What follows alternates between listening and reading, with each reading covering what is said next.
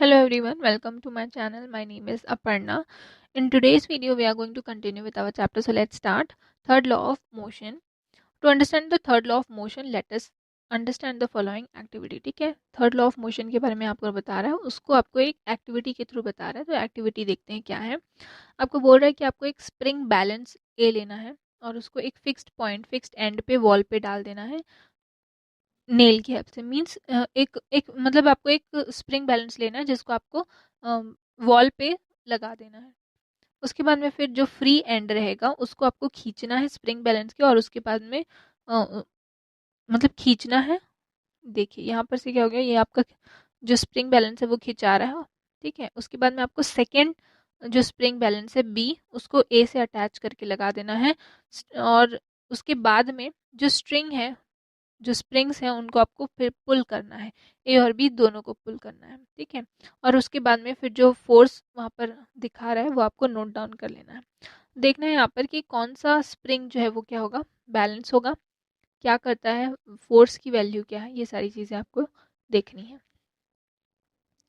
In the above example, the spring balance B exerts a force on spring balance A, and a similar force is applied by A on B, but in the opposite direction. Thus, both the similar forces act upon two different objects. When one body applies a force on the second body also applies the same amount of force on the first body, and in the opposite direction. These pairs of forces acting on bodies are called as anti-reaction action reaction forces. ठीक है, देखिए क्या हो रहा है, जो example आपको ऊपर में दिया. ठीक है, देखिए यहाँ पर क्या है, ये आपका पहले वॉल से लगा है, फिर आपका एक ए स्प्रिंग है. ठीक है, सेकंड है आपका सेकंड स्प्रिंग बैलेंस है. अब आप जब बी को खींचेंगे तो ये आपका, आप क्या कर रहे हैं, यहाँ पर पुल कर रहे हैं, पीछे से पुल कर रहे हैं. तो ए क्या करेगा, वो यहीं पर रहने के लिए उतने ही अमाउंट में फोर्स लगाएगा.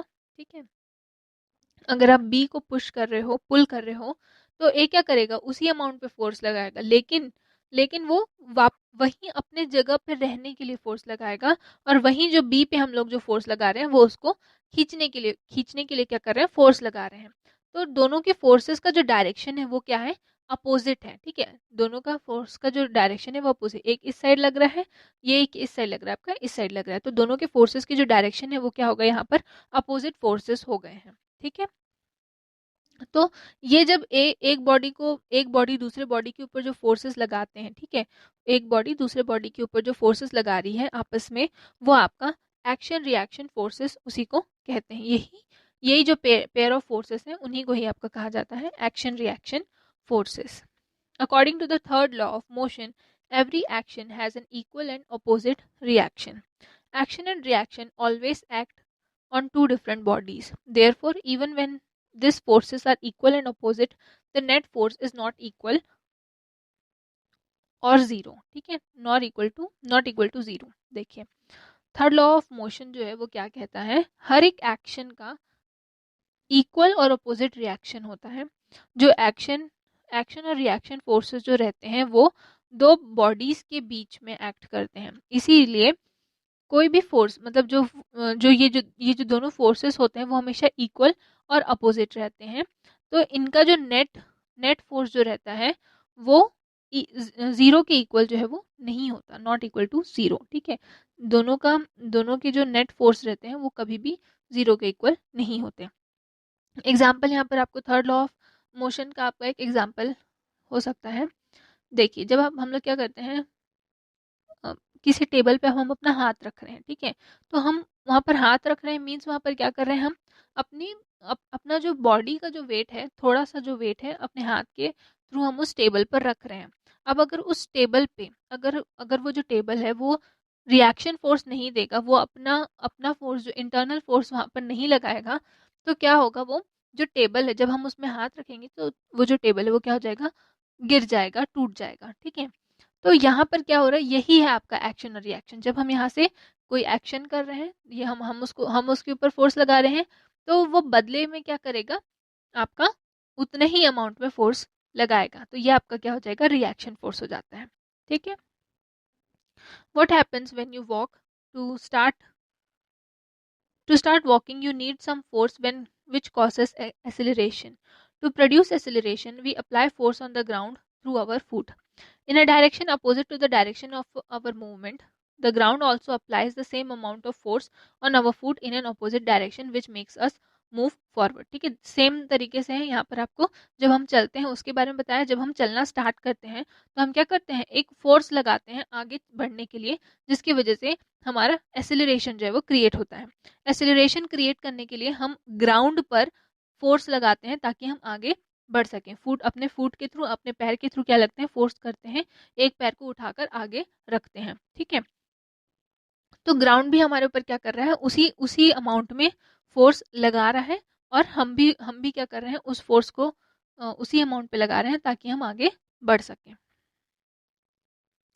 Notice that even if both the action and reaction forces have same magnitude, they do not cause same acceleration, as the masses of both the bodies on which action and reaction forces act are different. The earth does not start moving backwards on getting pushed by our feet. Through it produces acceleration required by us to move forward. ठीक है, अगर आप notice करेंगे जो action और reaction forces जो रहते हैं उनका मैग्नीट्यूड जो रहता है वो सेम रहता है, लेकिन सेम एसिलरेशन जो रहता है वो यहाँ पर कॉस उसकी वजह नहीं होती. ठीक है, मतलब जो दोनों ही बॉडीज हैं उनके जो मासेस रहते हैं वो अलग रहते हैं. ठीक है, क्योंकि उनके मासेस अलग हैं तो एक्शन और रिएक्शन फोर्सेस जो है वो यहाँ पर अलग अलग एक्ट करता है. लेकिन वहाँ पर जो फोर्स वहाँ पर लग रहा है, जो आपका एक्शन रिएक्शन फोर्सेस हो रहा है, उनका जो मैग्नीट्यूड रहता है वो सेम रहता है. ठीक है, if a body A applies a force of F1 on body B and body B applies a force of F2 on body A, then according to the third law of motion F1 is equals to minus F2. ठीक है, अगर कोई body A जो है वो F1 force लगा रहा है बॉडी B पे, और बॉडी B सेम फोर्स लगा रहा है, F2 फोर्स लगा रहा है बॉडी A पे. ठीक है, दोनों ही क्या लगा रहे हैं, एक दूसरे के ऊपर फोर्स लगा रहे हैं. तो यहाँ पर थर्ड लॉ ऑफ मोशन के हिसाब से जो दोनों बॉडीज हैं वो क्या कर रही हैं, सेम फोर्स लगा रही हैं, दोनों का जो फोर्स होगा वो इक्वल होगा, लेकिन डायरेक्शन क्योंकि यहाँ पर दोनों का ही अपोजिट होगा तो यहाँ पर आपका नेगेटिव साइन आ गया है. नेगेटिव साइन यहाँ पर शो कर रहा है कि F2 जो है वो क्या है, अपोजिट डायरेक्शन में है F1 के. The first and second law of motion are applied on the same object, while the third law of motion is applied on two objects working together. Action and reaction represent those forces which act on two different objects at the same time. ठीक है, देखिए क्या बोल रहा है, जो first और second law of motion जो है वो सेम ऑब्जेक्ट पे अप्लाइड होते हैं, लेकिन जो थर्ड लॉ ऑफ मोशन है वो दो ऑब्जेक्ट्स को एक साथ वर्क करने के लिए अप्लाई होता है. ठीक है, एक्शन और रिएक्शन जो है वो फोर्सेस को रिप्रेजेंट करते हैं जो कि दो अलग अलग ऑब्जेक्ट से आ रहे हैं एक ही टाइम पे. नेक्स्ट देखिए, the law of conservation of momentum. Suppose you have two balls A and B which have masses MA and MB respectively. These two move in a straight line at a velocity of UA and UB respectively. There is no unbalanced force acting on them. Both these balls hit each other after a time t. The force applied by A on B is FAB and the force applied on B on A is FBA. Thus the velocity of A and B now becomes VA and VB respectively. देखिए क्या बोल रहा है यहाँ पर, suppose कर लेते हैं कि दो बॉल है A और B जिनके मासेस हैं MA और MB, और वो वेलोसिटी A से वेलोसिटी UA और UB से एक स्ट्रेट लाइन पे जा रही हैं. उन दोनों की जो फोर्सेस है वो अनबैलेंस्ड फोर्स एक्ट कर रहे हैं वहाँ पर. दोनों बॉल एक दूसरे को क्या कर रही है, हिट कर रही है कोई टी टाइम के बाद में. तो जो बॉल A है वो B पर फोर्स लगा रही है वो FAB है, और जो बॉल B है वो A पर फोर्स लगा रही है वो यहाँ पर FBA है. तो यहाँ पर जो वेलोसिटी A की वेलोसिटी और B की वेलोसिटी उसके बाद क्या हो गई, VA और VB हो गई. ठीक है, मतलब फाइनल वेलोसिटी यहाँ पर VA और VB हो गई. इनिशियल वेलोसिटी जो थी वो यहाँ पर UA और UB थी.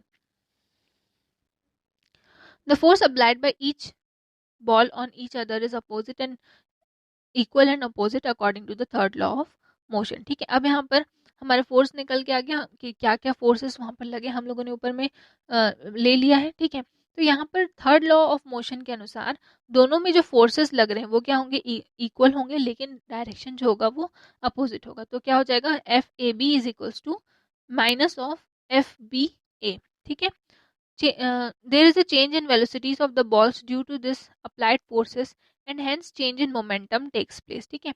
अब क्योंकि यहाँ पर वेलोसिटी में चेंजेस आ रहे हैं तो यहाँ पर क्या हो जाएगा, मोमेंटम में भी चेंज आएगा। तो सेकेंड लॉ ऑफ मोशन के अकॉर्डिंग जो फोर्स है उसका वो क्या होता है आपका, force is equals to change in momentum, rate of change in momentum. तो यहाँ पर हम उसका FAB, ठीक है, फोर्स फोर्स जो ए बॉल बी पर लगा रहा है वो क्या हो जाएगा आपका MB into VB minus UB upon T। और उसी तरीके से जो बॉल B जो है जो A पर फोर्स लगा रहा है वो हो जाएगा MA VA minus UA upon T, ठीक है। अब थर्ड लॉ ऑफ मोशन के हिसाब से क्या है, दोनों ही इक्वल है लेकिन डायरेक्शन जो है वो अपोजिट है। तो हम लोगों ने जो वैल्यू निकाली उसको यहाँ पर रख देंगे, यहाँ से T और T क्या हो जाएगा, कैंसिल हो जाएगा।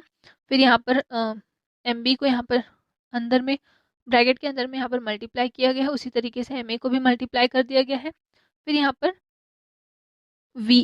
MA VA plus is equals to MB VB is equals to MA UA, मतलब यहाँ पर जो माइनस का साइन था वो यहाँ आ गया है, यहाँ से मतलब यहाँ पर आपको इक्वल कर दिया गया है MA VA, और मतलब इनिशियल वेलोसिटी वाला टर्म एक साइड ले गया है और फाइनल वेलोसिटी वाला जो टर्म है वो एक साइड ले आया है। तो यहाँ पर क्या हो गया है, momentum after collision is equals to momentum before collision, दोनों का ही जो मोमेंटम है वो भी क्या हो रहा है, सेम हो रहा है।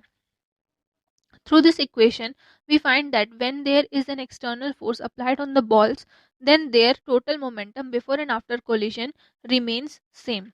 The total momentum of both the balls does not change through their individual momentum does change. This is known as the law of conservation of momentum. ठीक है, क्या हो रहा है देखिए यहाँ पर जो जो वहाँ पर फोर्स लगा, वहाँ पर एक्सटर्नल फोर्स जब अप्लाई हुआ बॉल पर, तो दोनों दोनों ही बॉल का जब दोनों ही बॉल का जो मोमेंटम था आपका कोलिजन होने से पहले, टकराने से पहले और टकराने के बाद में, दोनों का ही जो मोमेंटम है वो क्या रहा, यहाँ पर सेम रहा। इसका मतलब जो मोमेंटम था दोनों ही बॉडी का वो दोनों ही कंडीशन पे सेम रहा, हर एक इंडिविजुअल जो मतलब उनके जो मोमेंटम थे वो चेंज नहीं हुए। इसी को कहा जाता है आपका law of conservation of momentum, ठीक है। ये रहा आपका law, the law of according to this law the total momentum of two objects remains conserved in the absence of an external unbalanced force, ठीक है। जो मोमेंटम जो है, जो टोटल मोमेंटम है किसी भी दो ऑब्जेक्ट का, वो हमेशा कंजर्व्ड रहेगा जब तक मतलब जब तक उसमें कोई अनबैलेंस्ड एक्सटर्नल फोर्स एक्ट नहीं करेगा, तो यहाँ पर जो उनका जो मोमेंटम रहेगा वो हमेशा कंजर्व्ड रहेगा। अगर उसमें हम एक्सटर्नल फोर्स डाल देते हैं तो उसमें मोमेंटम जो है वो चेंज हो सकता है, लेकिन अगर उसमें एक्सटर्नल अनबैलेंस्ड फोर्स नहीं डाला गया है तो जो टोटल मोमेंटम होगा बिफोर कोलिजन और आफ्टर कोलिजन दोनों ही सेम होगा। नेक्स्ट यहाँ पर एक आपको फिर से एक्टिविटी दी हुई है, उसके बाद में आपका एक यहाँ पर एग्जाम्पल है, एग्जाम्पल को हम लोग देखते हैं। यहाँ पर आप डायरेक्ट हम लोग सॉल्यूशन पे देखते हैं। देखिए यहाँ पर आपको मास दिया है, पहले सबसे पहला स्फेरिकल ऑब्जेक्ट का मास दिया है m1 40 kg, m2 दिया है for 20 kg, आपका वेलोसिटी दिया है u1 u2, ठीक है। और आपको पूछा है क्वेश्चन में कि फाइनल वेलोसिटी आपको निकालनी है, velocity of combined object after collision, collision करने के बाद में जो बॉडीज हैं उनका आपको उनकी वेलोसिटी निकालनी है, ठीक है। तो यहाँ पर law of conservation of momentum के अनुसार से m1 plus m2 is equals to, ठीक है, यहाँ पर मोमेंटम वाला फॉर्मूला लगेगा m1 into u1 plus m2 into u2। यहाँ पर से फिर फॉर्मूले में हम लोगों ने वैल्यू पुट की, m1 m2 इंटू v हो गई, ठीक है, ये v है। तो यहाँ पर ये v यहाँ पर नहीं लिखा गया है तो आप लोग लिख लेंगे। तो 40 प्लस 20v 60, यहाँ पर इसको ऐड करेंगे 60v हो गया, यहाँ पर भी वैल्यू पुट कर ली तो 400 माइनस 1000। तो यहाँ पर उसके बाद में आंसर आएगा आपका v is equals to 10 metre per second, ठीक है। यहाँ पर माइनस किए तो 600 आया, फिर ये 60 नीचे आ गया तो 600 अपॉन 60, तो यहाँ पर 10 माइनस 10 मीटर पर सेकेंड। तो यहाँ पर क्या शो कर रहा है, जो वेलोसिटी है कोलिजन के बाद में जो ऑब्जेक्ट की वेलोसिटी है वो आपका 10 मीटर पर सेकेंड, लेकिन जो डायरेक्शन है वो क्या है 20 kg ऑब्जेक्ट के डायरेक्शन पे यहाँ पर है। ठीक है। उसी तरीके से आपका नेक्स्ट एग्जाम्पल भी रहेगा। यहाँ पर भी आपको वेलोसिटी निकालने के लिए कहा गया है। यहाँ पर आपका जो चैप्टर है वो ख़त्म होता है। नेक्स्ट क्लास पे हम अपना दूसरा चैप्टर जो है वो स्टार्ट करेंगे। Thank you.